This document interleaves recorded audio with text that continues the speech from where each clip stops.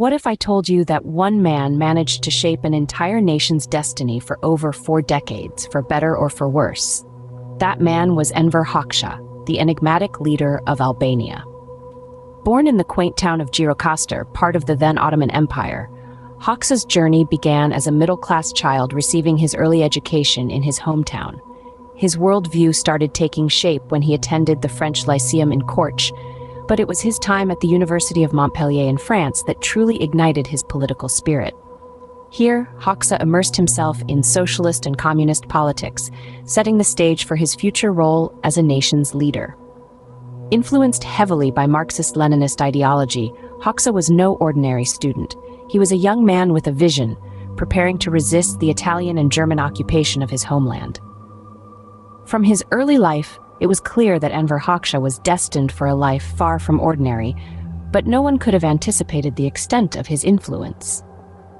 The 1930s marked the beginning of Hoxha's political career, a journey that would see him rise to the pinnacle of power in Albania.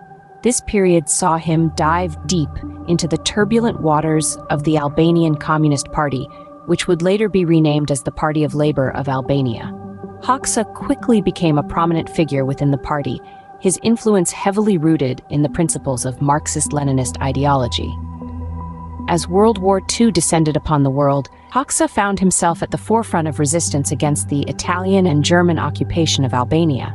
His leadership and strategic acumen during this period were instrumental in fostering a sense of unity and resistance among the Albanian people. As the war came to a close, Hoxha emerged from the ashes not just as a war hero, but as the undisputed leader of Albania. He would go on to serve as the country's prime minister, shaping the nation's political landscape for decades to come. Hoxha's rise to power was steeped in resistance, rebellion, and an unwavering belief in Marxist-Leninist ideology. Now at the helm of Albania, Hoxha began to implement his vision, one that would isolate Albania from the world and plunge it into decades of autarky. His rule was characterized by an iron fist, a heavy hand that left no room for dissent. The society he built was one of stringent control and censorship, where the state's narrative reigned supreme, and the individual's voice was stifled. A cult of personality was carefully cultivated around Hoxha, placing him as the nation's savior, the stalwart guide steering Albania through a tumultuous world. Hoxha's isolationist policies were uncompromising. The world outside was viewed with distrust and, in many ways, seen as a threat to Albania's self-reliance. This ethos led to a significant break with two major communist powers of the time.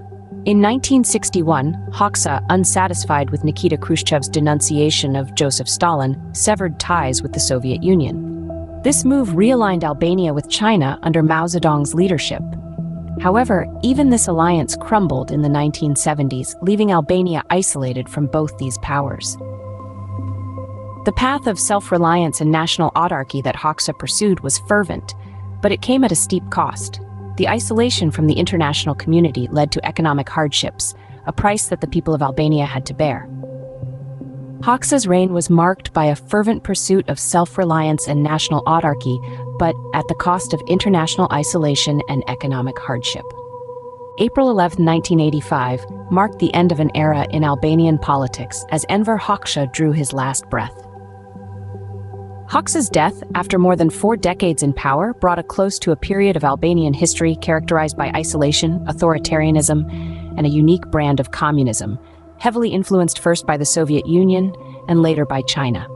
Hoxha's legacy, like the man himself, is enigmatic and complex. His rule, while marked by economic hardships and a repressive regime, was also a time of unyielding national resistance against foreign occupation. He was a man who kept Albania isolated from the rest of the world, yet fiercely protected its sovereignty. To some, Hoxha is remembered as a national hero, a leader who stood firm against external pressures and maintained Albania's independence. Yet to others, he is a symbol of an oppressive regime that stifled freedom and left the country in a state of economic stagnation. Despite the polarizing views, there's no denying that Hoxha's influence extends beyond his grave. His policies and decisions have left an indelible mark on the country, shaping its politics and society even in the years following his death. Today, as Albania transitions into a multi-party democracy and seeks integration with the European Union, Hoxha's legacy continues to be an integral part of the national discourse. Enver Hoxha, a man of contradictions, left a legacy that continues to echo in the halls of Albanian politics and the hearts of its people, even as the nation strides towards a future far removed from his reign.